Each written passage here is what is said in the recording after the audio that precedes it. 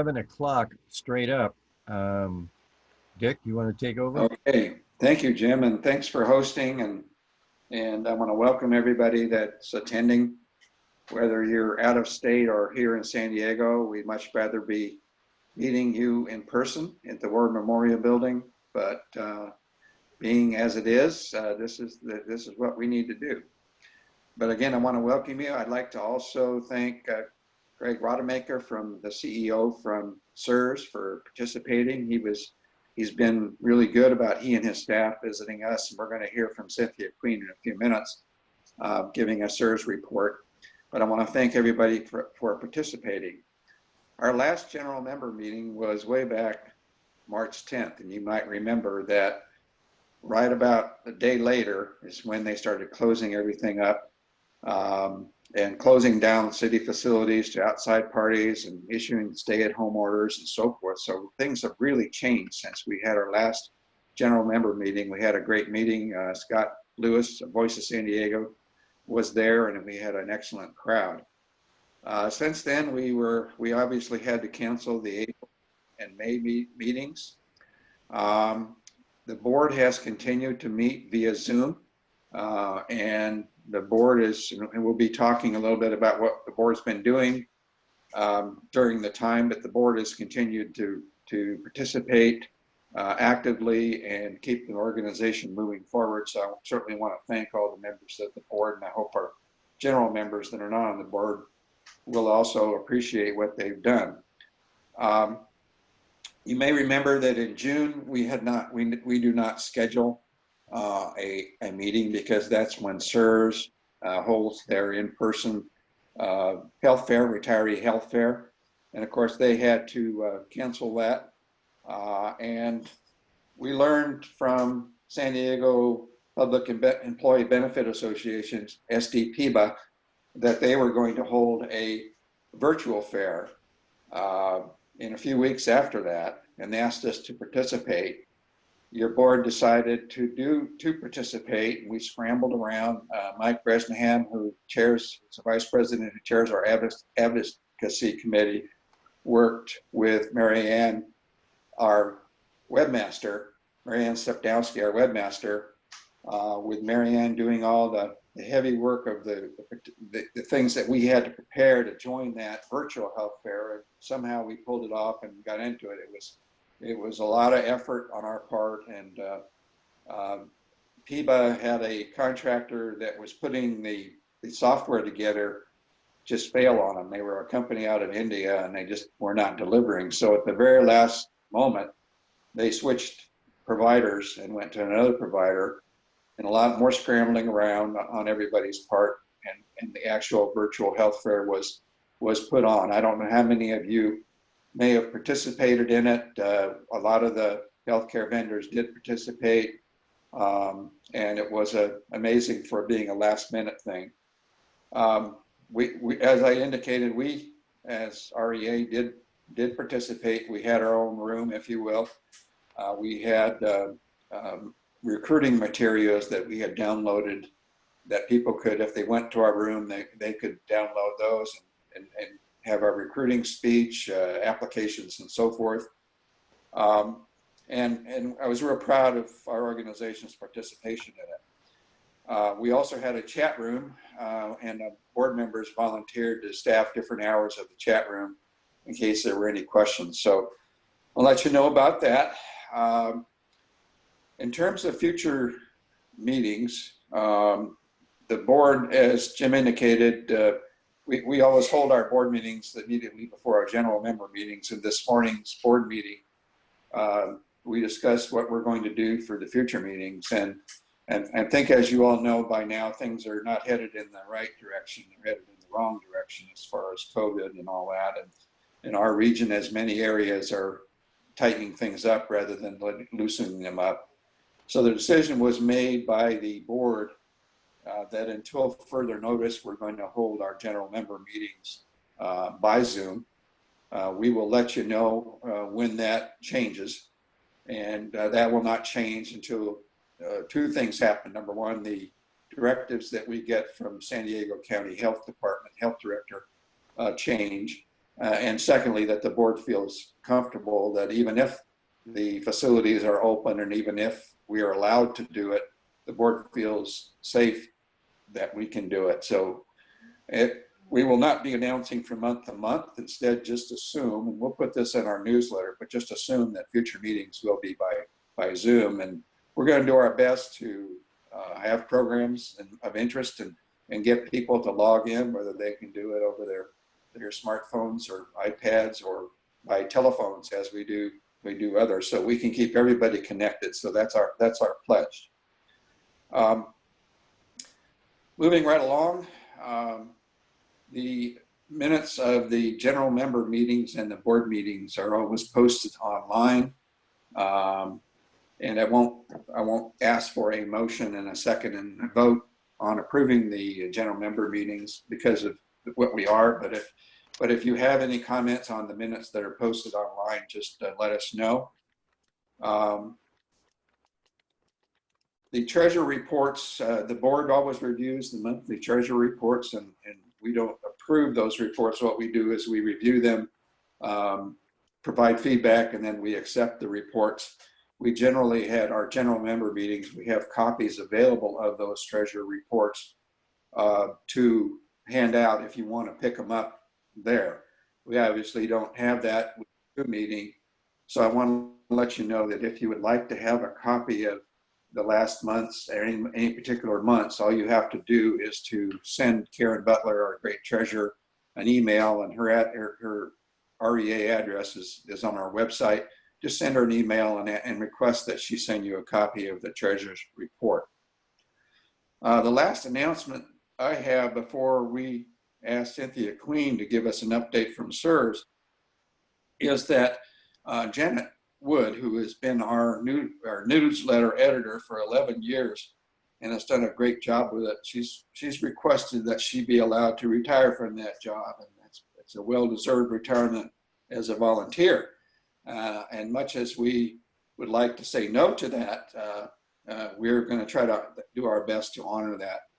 What we're going to be doing is asking the advocacy committee of the board to explore different options. One of the options that we'll be putting out in our newsletter is to have put out a notice of what we think would be required to do this job, and see if there are any volunteers within our organization that might be willing to take this on and might have the skill sets to do it. We're also going to be exploring other outsourcing ideas related to being able to contractually hire part-time newsletter editors and so forth. And again, this is for our printed version of the newsletter. So I just want to let you know that, and you'll be seeing something coming out in the future. But we've got to go through this. We're going to go through this process and find a replacement. Janet will be hard to replace, but our pledge to her is to thank her and do our best to replace her.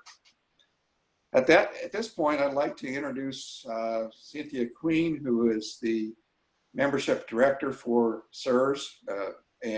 Cynthia, are you there? I can't see you on my screen, but are you there? Jim, can you help us here? Unmuting. Yep. Hi. There we go. Can you hear me now? Yes. And you are on. Please give us your update. Yes, I'd be glad to. Thank you so much. And I can see all of you. Hi, Mary. So nice to see so many of you. I know Marcia Samuels is hiding, but I know you're there. Hi.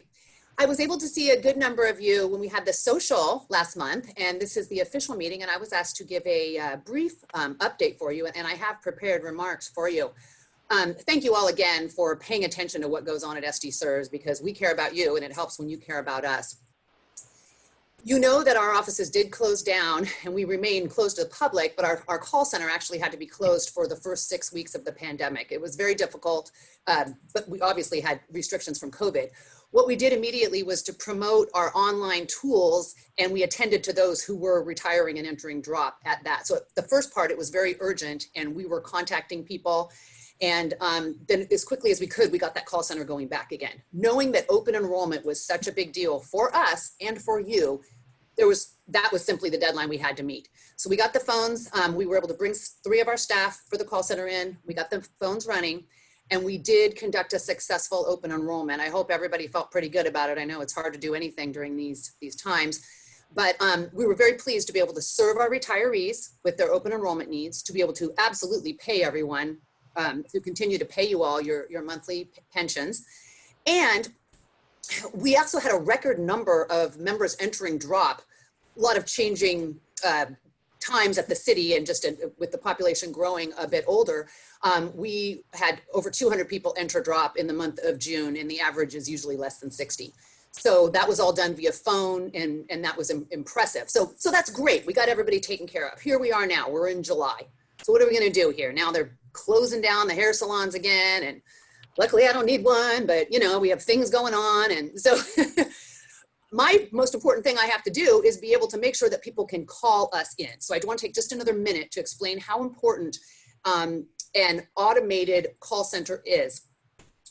10 years ago, many of you were involved with the group back then. This is about the time Dick Wilkin was getting ready to come on the board.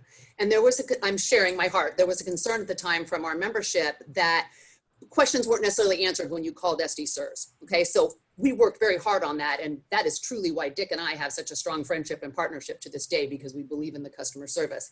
What I want to explain though is that you have to have an automated call system, and you have to have the ability to record and monitor the calls. So if some might say, well, why couldn't you just let someone call and take messages? I could, but I just would never be able to guarantee you'd get your answer or get your problem solved, and I have to be able to track that. So what we are working on so hard right now, and we're getting very close, is the ability to run our call center from remote. We are currently in testing this week. We're working with an awesome international company that provides these services for governments. Our call center will have the ability to utilize a laptop at home as the phone system.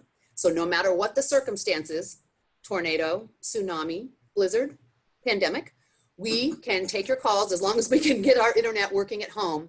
And so we will, going forward, I need to be able to avoid this problem. Didn't see it coming, my first pandemic, but need to make sure that it works. So that's what I want to share with you, is that we are truly here to help you.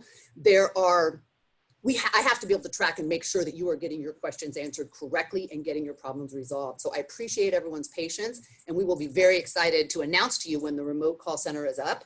But I hope that you won't notice a difference, because you can call us almost anytime and we'd be glad to assist you. That's what I wanted to share today. And if anyone has any questions, I'd be glad to answer anything that I can. Thank you.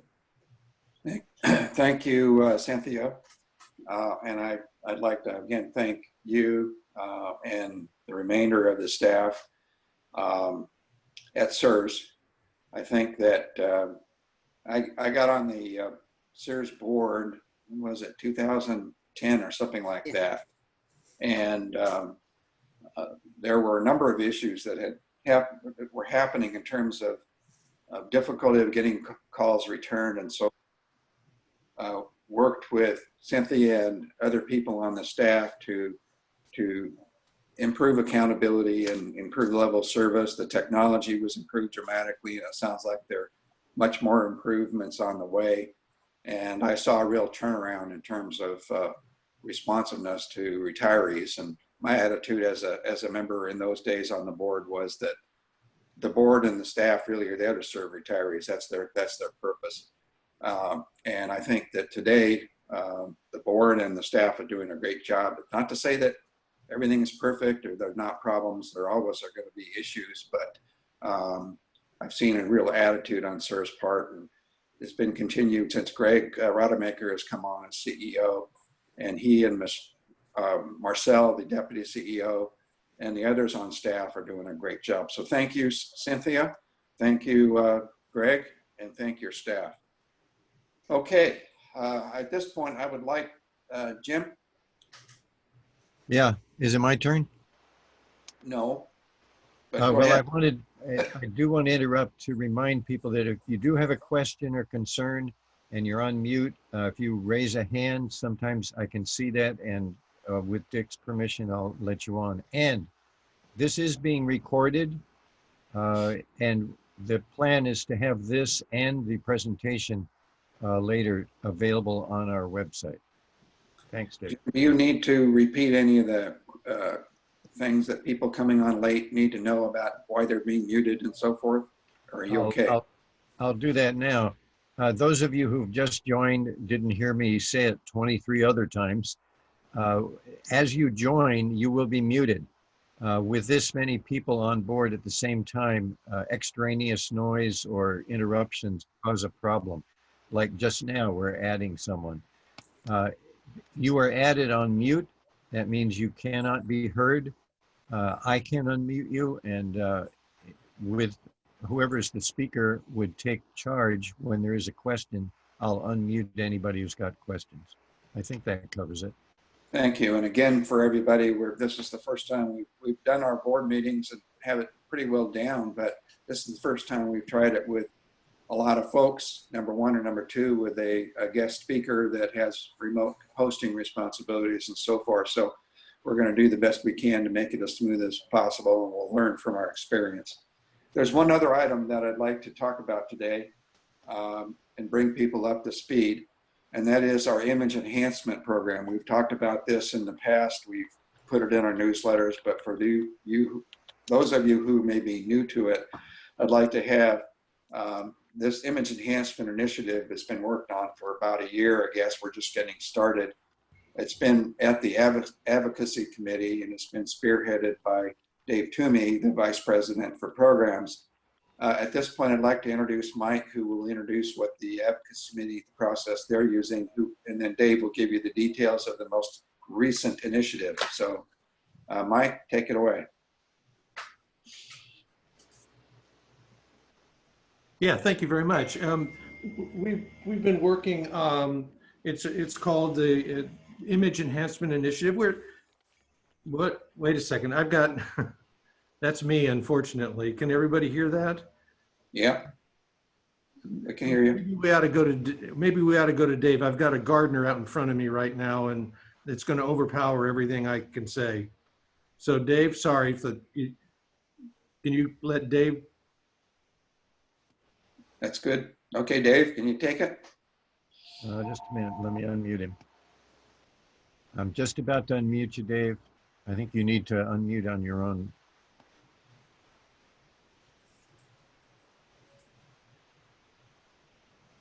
One more time, Dave.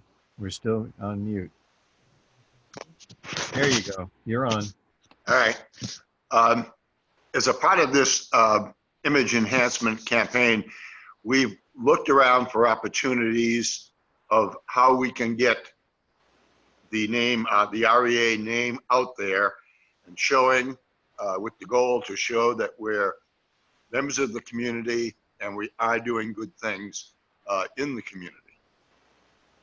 One of the organizations we reached out to was Voice of San Diego. I'm sure many of you, most of you are familiar with. After several months of discussion with them, the board this morning approved a partnership agreement with Voice of San Diego, which allows REA, if you're familiar with the Voice of San Diego website, their signature product is called the Morning Report. It's a very punchy little report that brings you up to date on daily events, Monday through Friday, of what's going on in San Diego.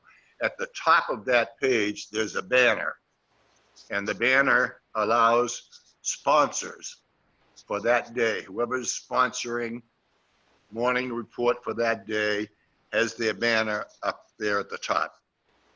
Part of this agreement with Voice of San Diego will allow REA to have our banner at the top of that page on 17 different occasions between now and the end of the year.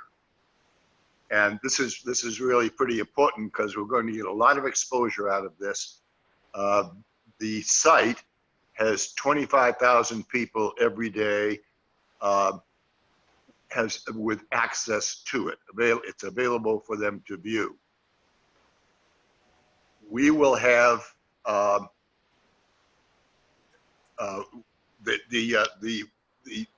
banner at the top will also have a link where the viewer can go to another page where we can talk to the viewer about what it is that REA is doing. What events in the community are we sponsoring? So I'd encourage you to go to the Voice of San Diego website, go to the morning report, and you'll see what I'm talking about. This is a great, great opportunity for REA to partner with a media outlet, and with a lot of other advantages involved there.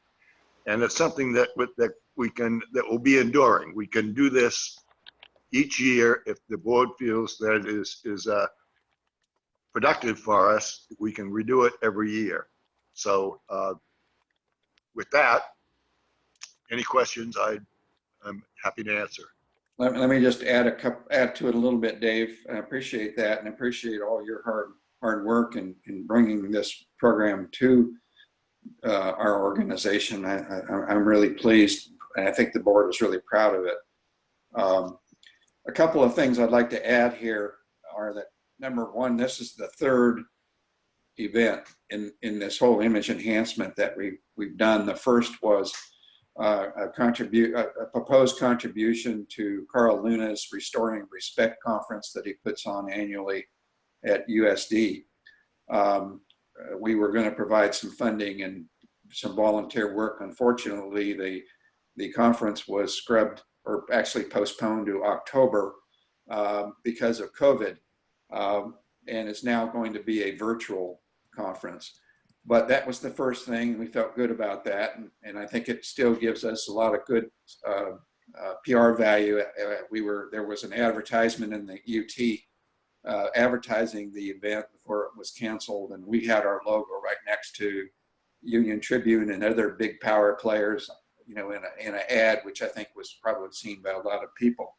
The second thing that was done under that initiative was a donation of $3,000 to the COVID-19 fund. And this was a fund sponsored by the San Diego Foundation. And I think we felt a need to help contribute towards the overall COVID issue in San Diego. And Dave, could you briefly indicate what happened with that donation?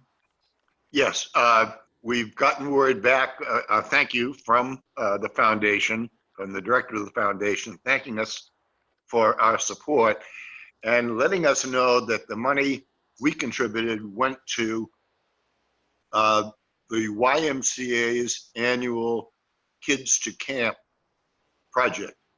And that annual event had to be completely restructured to abide by the COVID-19 restrictions, and that took a lot of work and a lot of money to get that done. It's been done. The event will go on this year, and it does a couple of things. The Kids to Camp program allows kids who normally would not have the opportunity for summer camp to go to a summer camp and enjoy that experience. Another benefit of it this year is it provides parents with at least a brief hiatus in childcare expenses. Not for long, but for the extent of, for the term of the camp, childcare would not be an expense they would have to bear. So that's an important secondary benefit of the, and we're happy we were able to do that. Thank you, Dave. And the other thing I wanted to mention was that the advocacy committee has been very thorough and thoughtful in approaching this. They've gone through a process of, we engaged a volunteer consultant, Trudy. So some of you may know who Trudy is, but a longtime city employee and consultant. And she and another outside consultant came in and helped the advocacy committee kind of go through a process for selecting the type of programs that we would support and helping us sift through a long list. At the last advocacy meeting a couple of months ago now, there was a process by where we whittled down what we think were, what the committee thought were the best candidates and why, and the Voice of San Diego donation of $2,500 arose to the top. And And so Dave has negotiated a real good agreement, which they have approved at their end and only awaiting our board approval, and our board approved it this morning. And I think it's a real good opportunity for us to get our name out there and to show that we're not just, you know, collecting our retirement money, but we're also giving back to the community. And we're trying to get the name of our organization more visible to more and more people. And I think it'll accomplish that goal as well. Okay, Jim have our Other hand up? Yep. Yeah, I just wanted to add that when the kids go to camp, it also allows them to get the 3 square meals a day that they might not have gotten while they're at home. And that's a big deal. Are there any other questions, or anybody else want to raise anything? We're about to close out this meeting and go to our speaker, but I want to we have a couple of minutes if there's anybody. Jim, do we have our guests available yet online? Yes, the SANDAG folks are available, apparently ready to go. All right. If there are no further objections, I'd like to close the general membership meeting and thank everybody for attending. I'd now like to introduce our speakers today, and I'm really looking forward to this presentation. We've got Hassan Ikrata, who is the Executive Director of SANDAG, and I think we all know what SANDAG does. Hassan has more than 30 years of experience in the arena of transportation planning and is considered one of the preeminent experts in this area in the entire nation. He's going to lead a presentation of SANDAG's 2020 Regional Plan, a bold new vision with a goal to transform the way people and goods move throughout the San Diego region by providing compelling alternatives to driving. Mr. Ikrata will be assisted in this presentation by 2 key staff members, Ray Major. Ray is the Chief Economist and Data Science and Analytics Officer for SANDAG, and Tueri Fiola. Tueri is a Senior Regional Planner for SANDAG with a leading role in San Diego Forward, the 2020 Regional Plan. So with that, I'd like you to welcome and turn it over to Hassan. Thank you very much, Mr. Wilkin. Good afternoon, good morning to all of you. I hope you and your loved ones are healthy and safe through this very difficult time for our nation. You know, it's truly is a difficult time because every day you switch on the news, you see something that tells you we're going the wrong way. So hope to get out of it. I'm sure we will, together, stronger and better. Thank you for having SANDAG here to present to you. I think there's 2 parts to the presentation. One part is I'd like our chief economist to give you a preview and provide you data with the impact of COVID-19 in our economy, in our lives. And the second part is about a transformational system that SANDAG is proposing to actually transform our region into a first-class transportation system, a first-class urban form,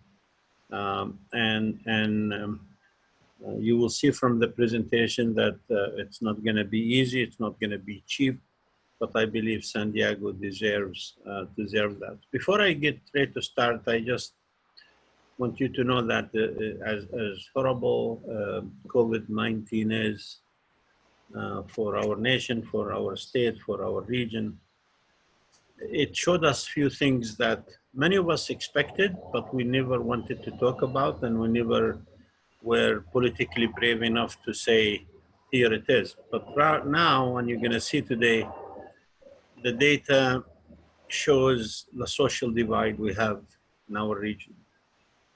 That not all groups in our society are affected equally, that we have a lot of work to do in the arena of racial justice and social justice. And I can tell you, as a white man, I am going through my own journey of understanding what this means, but obviously data and information is always helpful. And Tuwari is going to talk to you about an exciting transformational transportation system that's a first class, but it also relates to the fares that as a region, if we want to sustain ourselves into the future and we want to have our kids and grandkids have a bright future, we have to invest in them right now. And you're going to see today that what we're thinking about, we need all San Diegans to believe in, because eventually San Diego is going to have to either pay for it or not. So with that, I'm going to ask our Chief Economist, Chief Analytic Officer, Ray Major, to go through the first part of the presentation, and then we'll get to Tuwari, and we'll be happy to answer your questions at the end. Ray? Thank you very much, Hassan. I will get started with the presentation. I'm going to share my screen over here. So at this point, everybody should see the title slides. Can somebody nod just to let me know that that's the case? It's good. Okay, fantastic. So we are talking about a bold new transportation vision, but there is so much going on when it comes to COVID and just the current impact that there's a lot of mind share that's really, excuse me, focused on this. So I thought I would give you some of the latest work that we're doing. We are monitoring very closely what the impact is of this crisis on our region. When we take a look at the United States economy, we are officially now in a recession. The forecast prior to March, we're looking for a slowdown in the growth of the economy, but we still thought we'd be growing about 2% in 2020 and about 1.8% in 2021. So just continued growth, but slow growth. And with the advent of the COVID crisis, what you see is that from a national perspective, the expectation is that we're going to fall almost 7% in terms of GDP. And that basically wipes out all of the gains of the last 2 years and some of the gains that we've had over the last 3 years. Most of the estimates right now are looking at improvements in 2021, but that is going to be contingent upon us actually opening up again. When you look at the gross domestic product quarter by quarter on annualized basis, you can see that gray bar, which just shows how bad this has been hit. This goes all the way back to the Great Recession, where we had maybe 9% reduction. That was our worst quarter. And you can see now that we're down as much as 30%. Fed funds are close to zero. The Dow Jones seems to be reacting relatively well to the things that are happening to control or to mitigate some of the impacts of the virus. When we look at the San Diego region, we're hit a little bit harder even than the nation. And a lot of that has to do with the fact that we have such a large tourism industry. And so, you know, this pandemic caused an economic recession that it's kind of unfair because it hit different sectors differently. And we have an overabundance of sectors that require high touch. And I'll talk a little bit about that, but that's why you see 2020 being even a worse year for us. The industries that are hit the worst in San Diego include restaurants, cafes, shopping centers, theme parks, museums, libraries, movie theaters, the things that you hear Governor Newsom talking about and rolling back and shutting down again. And you can see that since 4/15, so since the middle of April, we were kind of increasing in terms of our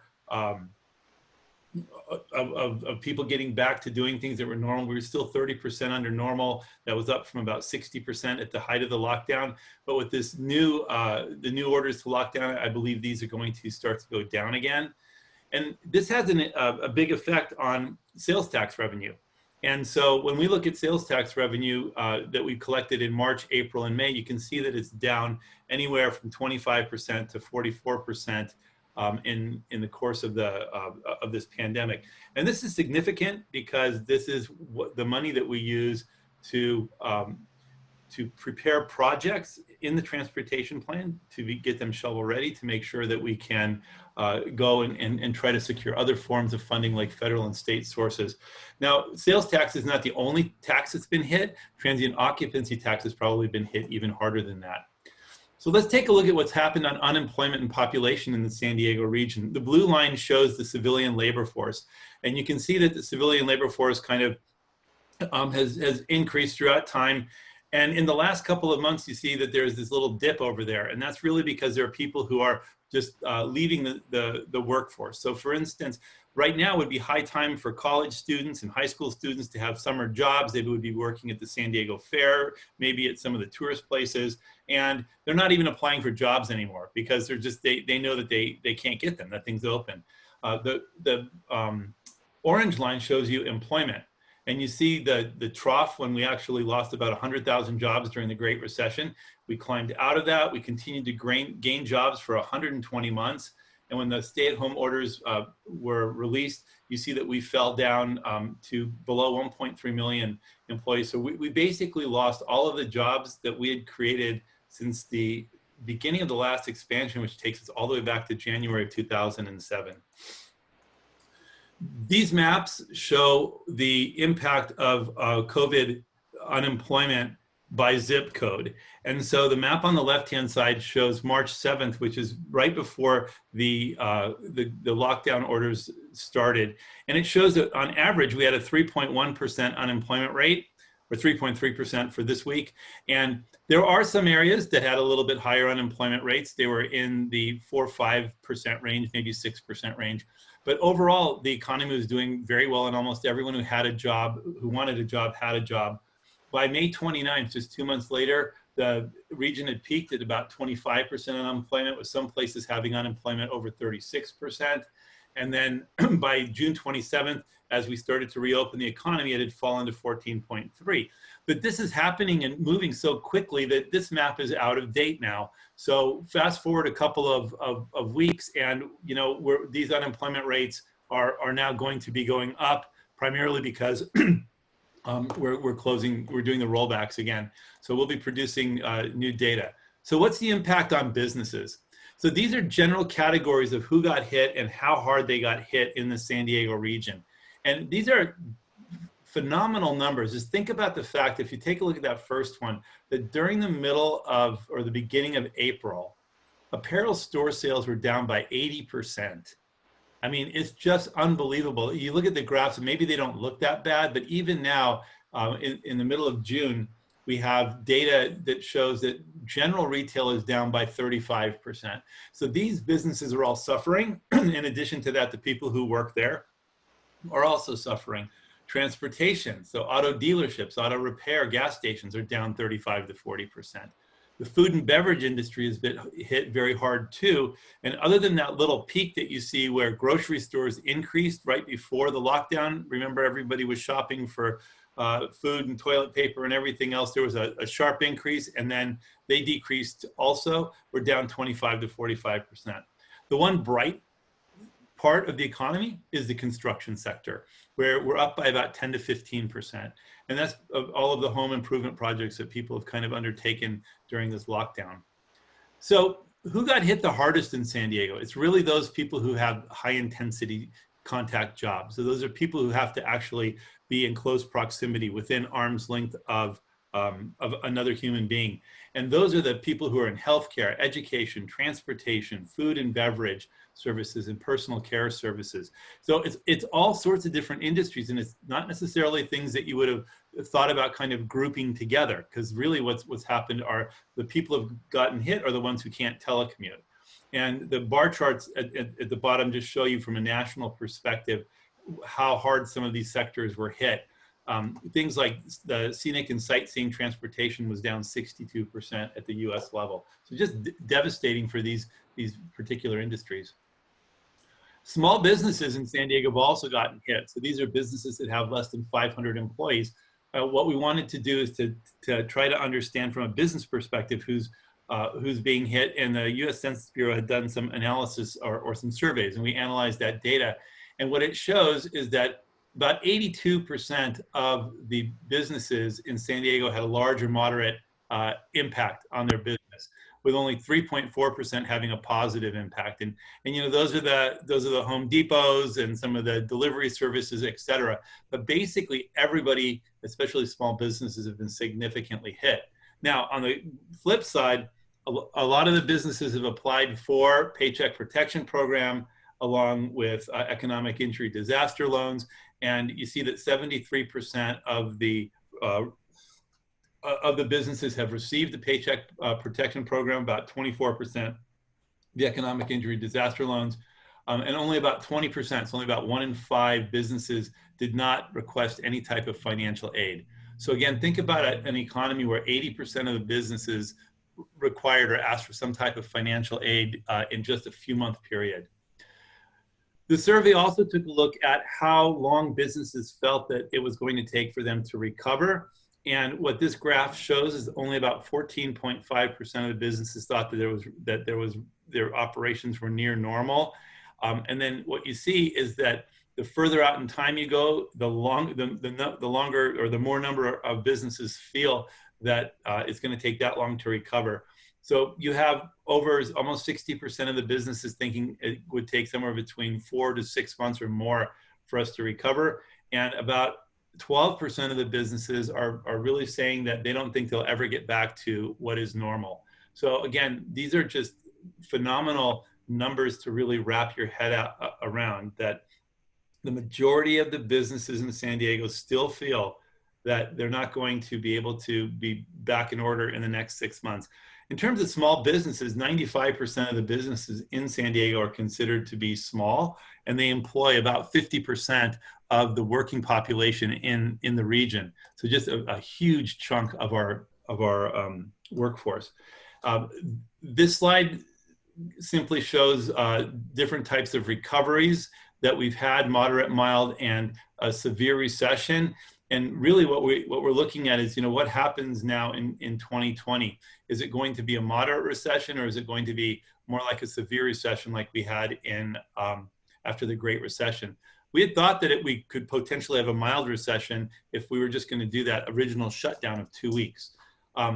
This is what is happening by sector. We have data for April and May, and it shows you how much down the businesses are, and this is where our sales tax comes from. So about half of our sales tax comes from B2B, so businesses buying things from other businesses. And you can see that they're down 57% or 50% in May. But you can look at the graph, and it can pick out your favorite sector and see how badly these sectors have been hit in terms of business. And it's all across the market. So you've got restaurants down by 67 to 54%. And you have apparel stores down 82%, as I mentioned earlier. And so this is where our tax revenue comes from. These are the industries that have the largest sales tax collection, and you can see how badly they've been hit. So what does our outlook look like in terms of a recovery? Well, we monitor about 10 independent forecasts, everything from Goldman Sachs to the Congressional Budget Office, the Federal Reserve, Deloitte, et cetera. And what we do is we try to understand where they're going, and then we look at our forecast and graph it against their forecast. And what you can see with the blue line and the purple line is that we're right kind of in the middle there. That dark blue that is very pessimistic, that is the Deloitte forecast. And for some reason, they're significantly more pessimistic than the rest of the firms that we're looking at. But with that said, we're relatively conservative with our forecast. Right now, we don't believe that it's possible for us to have anything that would resemble a V-shaped recovery. A V-shaped long recovery was what we were really optimistic and hoping for up until these latest rollback orders happened. And really, if you can't open the entire economy, we cannot get back to 100%. So now we're looking at something that's more like possibly a U-shaped recovery. And what that really means in the long term, that it's going to take us somewhere between 2 to 5 years to recover from the economic impacts of this COVID crisis by the time we're over with it. So it won't be back to normal baseline until sometime possibly as late as 2026. So that kind of talks about businesses, but what about the people in the region? Who got hit the hardest? Which ethnic groups got hit the hardest? What geographic areas got hit the hardest? This data shows the relationship between COVID and unemployment. The map on the left shows unemployment, and you can see the darker or the more yellow areas down around the border areas up into National City, Logan Heights, and then going up into the college area and a little bit in El Cajon. Those are the areas that have the highest unemployment rates in San Diego. And on the same day, we took a look at the number of COVID cases. And what you can see on the map on the right is where the highest number of COVID cases are. It doesn't take a chief economist to really figure out that there must be some type of correlation over here between those areas, or that the people who live in those areas are really hit by both not only an economic crisis, but a health crisis. So what we wanted to do was to really take a look at the math behind it to see who was impacted the most. And what we found is that these are the zip codes that were impacted the most. So these are the 25% of zip codes in San Diego that have high unemployment and high COVID in the region. And I'll just let you take a look at that so you can see what's going on. But it's basically the border region. It's the south part of our county. So almost everything is south of 8. And when we take a look at this by ethnic group, what we see, what these graphs do is that they show the unemployment rate by zip code graphed against the number of COVID cases as a percentage of the population. So the bigger the bubble, the more number of people you have in that particular zip code of that ethnic group. And what these quadrants really show is whether you have high unemployment and high COVID, that would put you in the upper right-hand corner. If you have high unemployment and low COVID, then that would put you in the bottom right-hand quadrant. So there's 4 quadrants, and I think you understand how they kind of work. The Black communities, if you're a Black resident within San Diego, 44% or almost 45% of the Black residents live in a zip code that has high unemployment and high COVID. 42% of the Hispanic population live in an area that have high COVID and high unemployment, compared to only 14.4% of the white population. You can see that the white population, the Asian population, have the predominance of their bubbles are in the lower left-hand corner. And what that represents is low COVID cases and low unemployment rates at the same time. Now, low unemployment is defined as 20%, 25%. So at the time, so it's high unemployment, but you can still see from a relative perspective what's happening. So when we took a look at the region and we wanted to understand what is the likelihood of different race and ethnic groups living in areas that are hardest hit by COVID, what we found is that 2/3 of the Black population and 70% of the Hispanic population live in a zip code that has higher than average unemployment in the region. In terms of COVID cases, half the Black population and nearly half the Hispanic population live in zip codes that have higher than average unemployment. And when you look at the intersection of that, what you really see is that about 45% of the Black population live in an area that have high COVID and high unemployment. So they're kind of hit twice by this pandemic, first by the health crisis, then the economic pandemic. And you can see here too that it's 14% for the white population. So just objectively speaking, if you are a Black member of the San Diego community, you are 4 times as likely as a white person to live in an area that has been hit hard by both unemployment and COVID. So that's some of the data that we collected on the economy. I'm sorry it took that long, but I think it's important for people to understand what we're facing right now. We're one of the few places in San Diego that is doing primary research and doing, keeping track with it. So I wanted to share that with you. But the other thing that I wanted to kind of pivot to now is really data and the transportation plan and how we use data to help define where we should put the new infrastructure that Tuari is going to be talking about in just a few minutes. And one of the things that we did is we took a look at the how long it takes to get places on a bus or public transportation, and how long it takes to get to the same areas by car. So on the left-hand side, what you see is a 15 and a 30-minute polygon about how long it takes to get from downtown San Diego, how far you could get in a half an hour essentially by car. And so what it shows is that you could live in any of those yellow areas and essentially commute in 25 minutes. Now, downtown San Diego has some of the best transportation systems in the region. And you can see that in 15 minutes, you can barely get out of downtown and up into kind of up Fifth Avenue and into the Kensington area, possibly.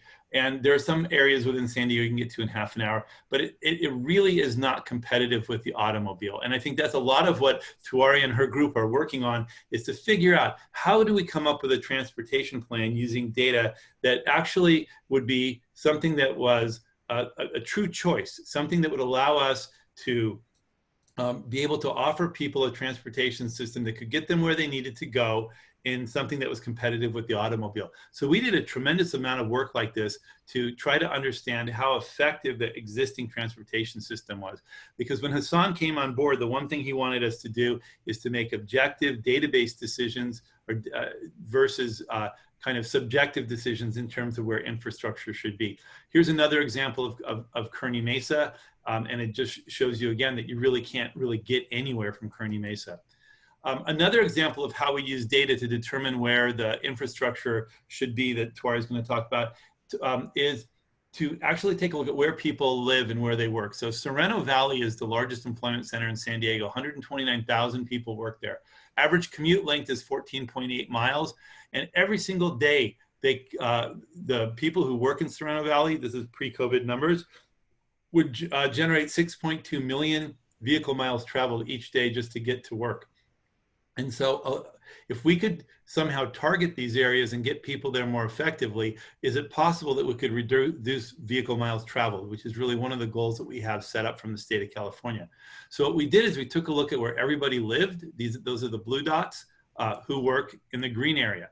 And we did this for over 80 different employment centers throughout the region so that we could understand the travel patterns within San Diego. And what we found as we look at the data going into Sereno Valley, that 1 out of 5 cars that's coming down from on the 5 as it comes down towards Sereno Valley at Via de la Valle, is their end destination is Sereno Valley. That's where they're going to. About 2 out of 5 cars, or 38%, on 56 are coming into Sereno Valley. 14% of the cars at the Mission Trail Summit, which is really far away from Sereno Valley, 14% of the cars traveling the 52 are all headed to the same place.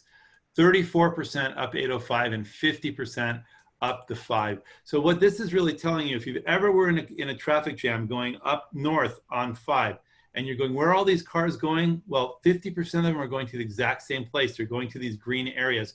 So with this type of data, what we can start to do is say, well, if we know where people need to go and we know where they live, is there a possibility that we can offer them an alternative so that we can get some of those cars off of the road, since everyone's going to the same place? And so this type of data helped us pinpoint that type of a thing. And with that, I'm going to hand over the presentation to Tuari, who will take you through what some of our solutions are to the transportation problems that we face here in the region. So Tuari, with that, I'm going to mute myself and just tell me next slide, and I will do. Sounds good. Thank you, Ray. And again, thank you all for inviting us and allowing me to be here with you to present. So Ray gave a really great introduction to what we're going to talk about for the regional plan itself. And as he mentioned, data has been a very important part in driving kind of the work that we're doing on the regional plan and the decisions to really take a fresh new look at how we're putting together really the infrastructure blueprint for the region. And this plan is really meant to be transformational. It's not something that we're planning for just only for the benefit of the next 10, 15, 20 years. It's really something that's meant to be 50 years or more and beyond. Next slide. So in terms of what is also very equally important for our plan and for our region, we do have state targets that we have to meet in relation to greenhouse gas emissions. And when you look at this chart here and where we're at in California, we're really not on track to meet those greenhouse gas emissions targets. And as you can see here in the graphic, the correlation between vehicles miles traveled, which is the kind of orange colored line, against CO2 greenhouse gas emissions, you'll see that they're trending both upward, which is the opposite direction of where we need to be. We need to be trending downward in terms of where our targets have been set by the state. And so the plan that we're putting together, the approach that we have, really is working towards reducing vehicles mile travel and GHG. Next slide. So as Ray said, it's part of the data that we're looking at, and we're looking at a lot of data in this plan, but one of the things that was some of the primary driving data that we looked at in the beginning of the development is where people live and where they work, and really understanding that correlation. And the map here on the left shows you where people live within the San Diego region, and then the map there on the right shows some of the major employment centers, as Ray had highlighted the Kearney Mesa one earlier a couple of slides ago. And so really what we have the opportunity to do with this plan is look at how we're going to connect where people live and where they work, giving them those better travel options that Ray spoke about. And so when you put that together, you can start to see that what we're really looking at is mostly the western 1/3 of the region, where most of our residents live and where most of the employment opportunities are. And if you'll click maybe one more time, Ray, I think the figure 8 is going to come up.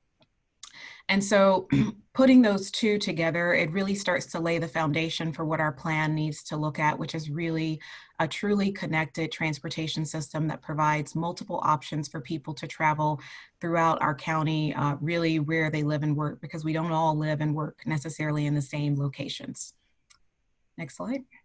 And so for the regional plan, what we've proposed are really 5 key strategies, and we've called them the 5 big moves as they're highlighted here. Complete corridors being those that are, looking at our roadways as they exist and how do we optimize them, get the most efficiency and capacity out of them.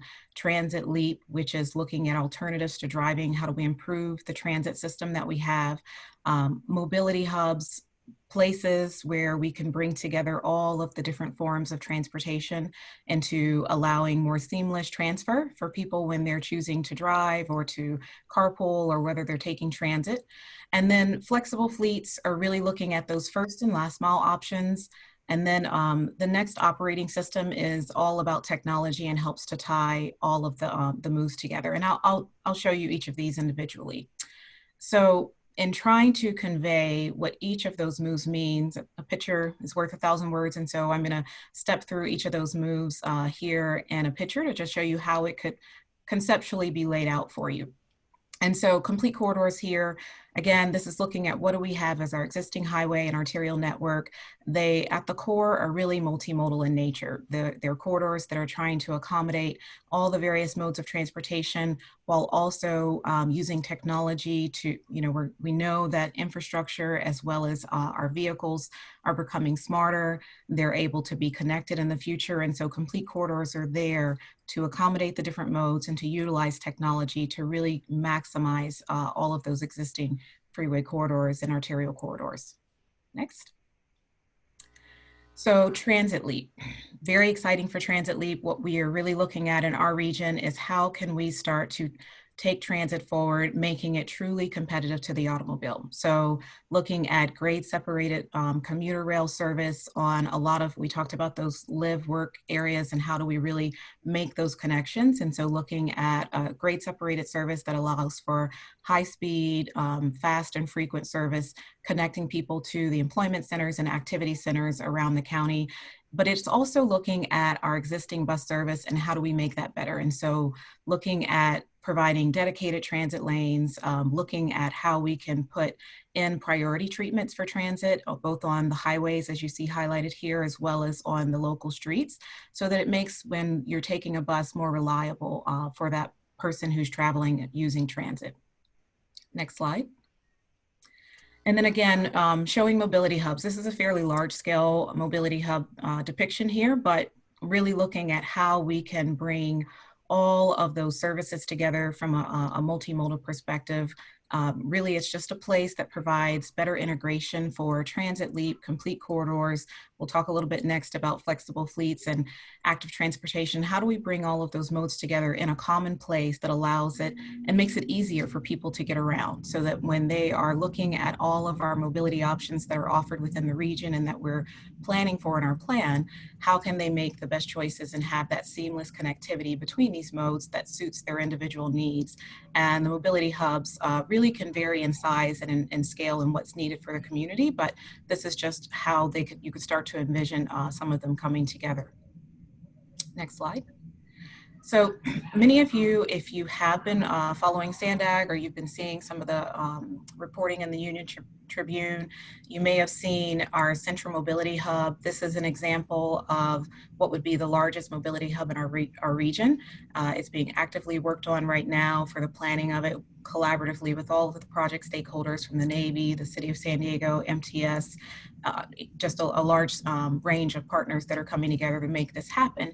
But it would bring forward, and what is part of the vision for this is not only making all of those connections that we talked about from high-speed transit, complete corridors, active transportation, but it would bring the awaited, connection to the airport, so you can actually access the airport via transit versus how you have to primarily access it today. And so that's one example of where we're actively working on a mobility hub, and this would be the largest one for our region, and that's part of our plan.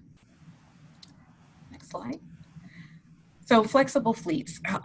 So this is the fourth move of the 5 big moves. And again, I talked about this being the first and last mile connections. And so flexible fleets is really taking and embracing some of those new emerging technology trends that we've seen from, scooters and e-bikes are more prominent, and, the people who are purchasing them are starting to become more prevalent within our region. And so how do we take all of the different options that are out there, from ride hailing, ride sharing, micro mobility shuttles where you have something that's smaller than a bus, but putting carpooling people together in a shared service. How do we put all of those together and we start really planning and integrating that into how we put our infrastructure and our network together? And so that's really what the flexible fleet strategy is about, is making sure that we're accommodating and planning for these new modes of mobility that are already in existence and new ones that are emerging. And how do we really start to give that priority to them, especially when they're in a shared environment, because that's important. As we talked about at the very beginning of my presentation slides, reducing greenhouse gas emissions and reducing vehicles mount travel is very important. So giving priority for those shared rides on our highways, or giving them some type of priority treatment when it comes to access to the curb or other types of dedicated space, is really what we're looking to do through the strategy of flexible fleets. Next slide. And then finally, our last of the 5 big moves is the next operating system, or as it's called here, the next OS. And so this is really looking at technology. It's a mobility operating system, trying to take everything and make it all work together via technology. And so it takes data both from the users and from the infrastructure to help really manage how traffic can be, operate on the highways or the local streets. But it also provides real-time information and traveler information to the end user. So like you or me, if we want to know what is the best route for me to travel from my home to my work destination, the next operating system is really there to help inform those decisions for you better on how to get around for what really suits your needs of mobility. And so in the future, when cars and infrastructure are all connected, as you can start to see here in the slide, how we've highlighted where trucks are platooning, basically they're traveling very close together. You can see that maybe some technology is offered on the roadways, but it's really just creating that more seamless travel for everyone. And the next operating system is really there to help with that communication, but really make it easier for you as the end user to plan your trips depending on the mode of travel that you have, and give you really a really good insight into what those choices are. Next slide. And so I believe that the next slide actually is just a closing slide. So really just in closing, I'd say when it comes to the 5 big moves and what we're really trying to achieve with the regional plan, the goal is to just make it convenient for all users to get around, having shared mobility options and transit, so that you really do have options to the automobile, and it's not just predominantly the single occupant vehicle that you have as your only option for when you're trying to move in and around our region. So with that, I'll turn it back over to our host, and we're open for questions. Thank you, Jim. Do you want to see if you can figure out if any questions? Jim, you've got the control now.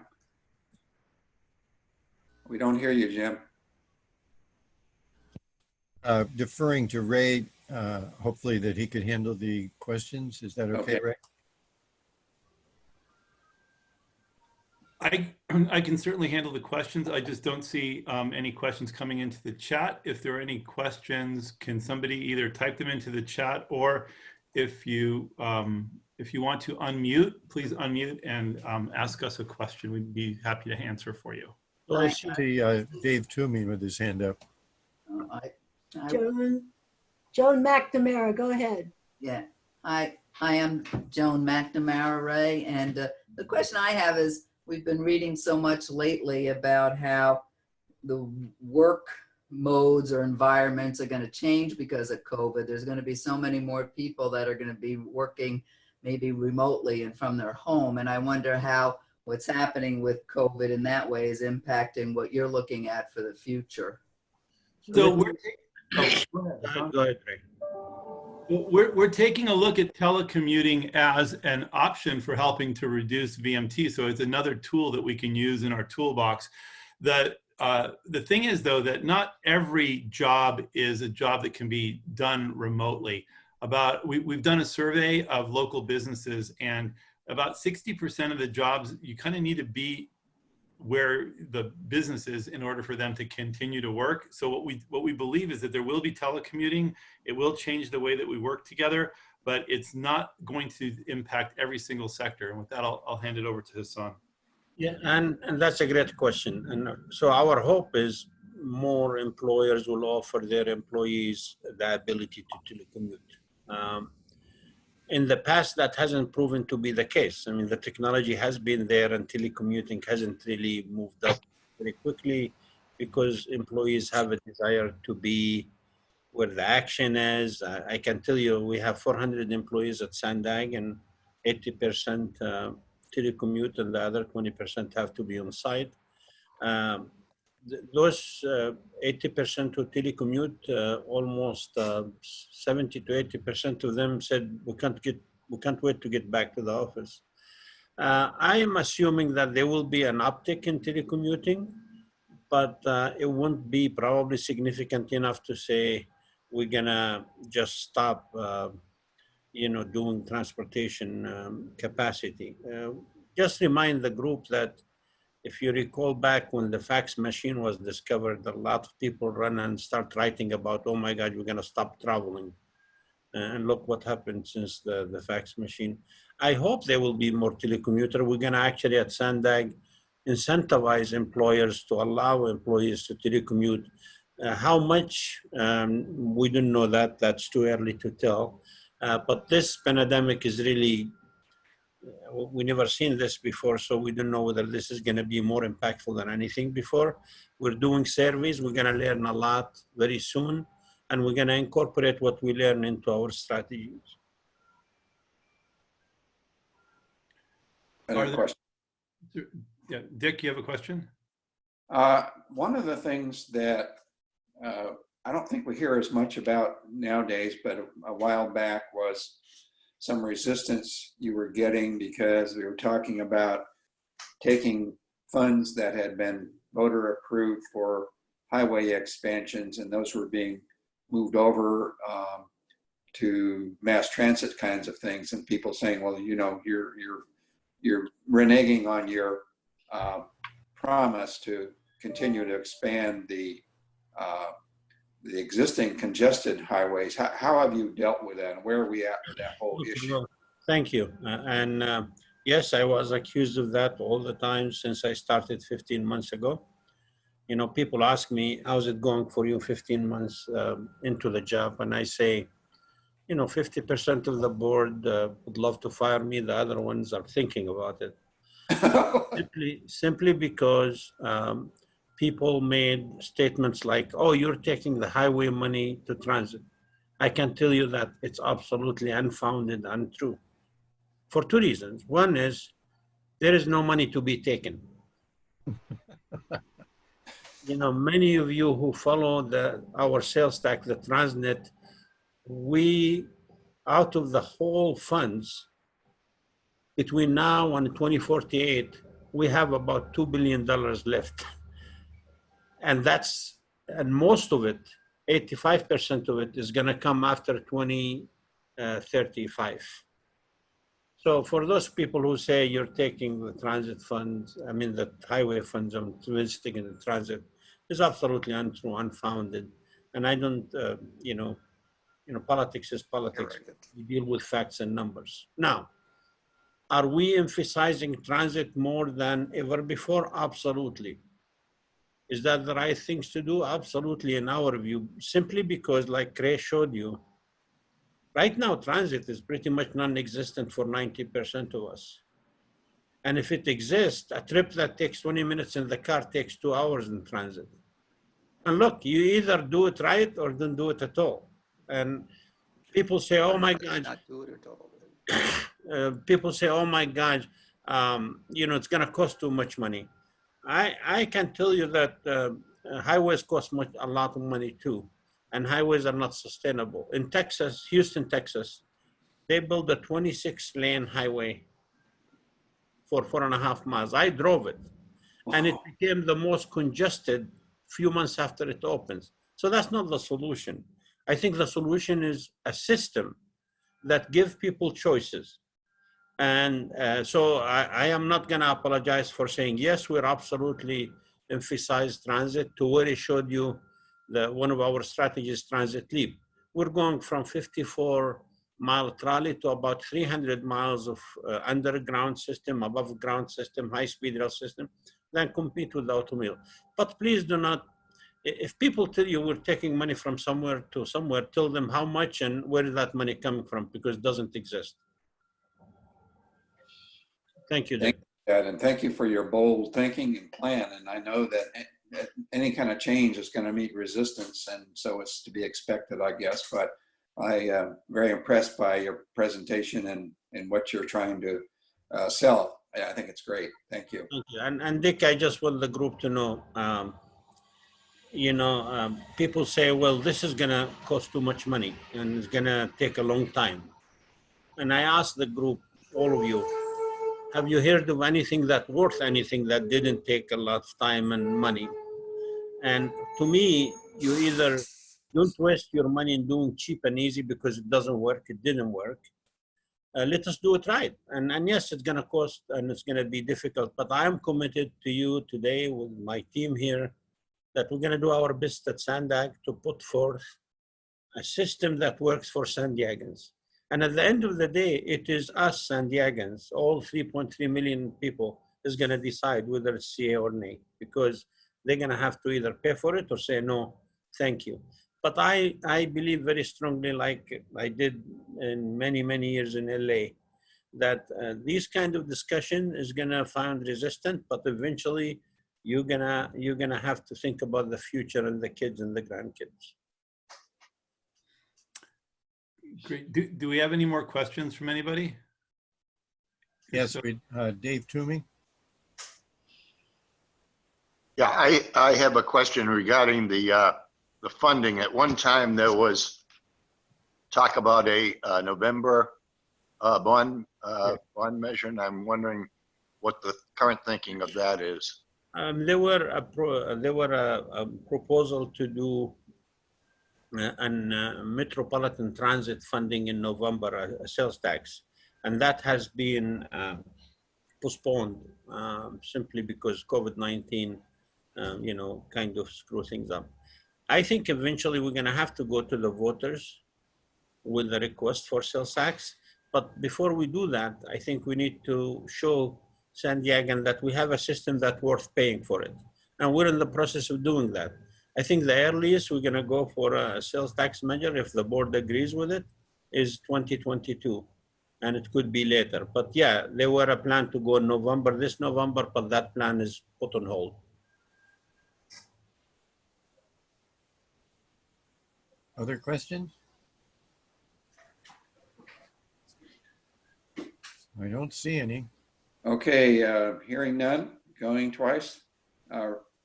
Ray, Hassan, Tueri, we really want to thank you. It was a great presentation, and we really appreciate it, and we appreciate the work you folks are doing at SANDAG, and it's not an easy job, and we want to thank you for your public service and for what you're fighting for. We know it's worth it, but thank you again for a great presentation.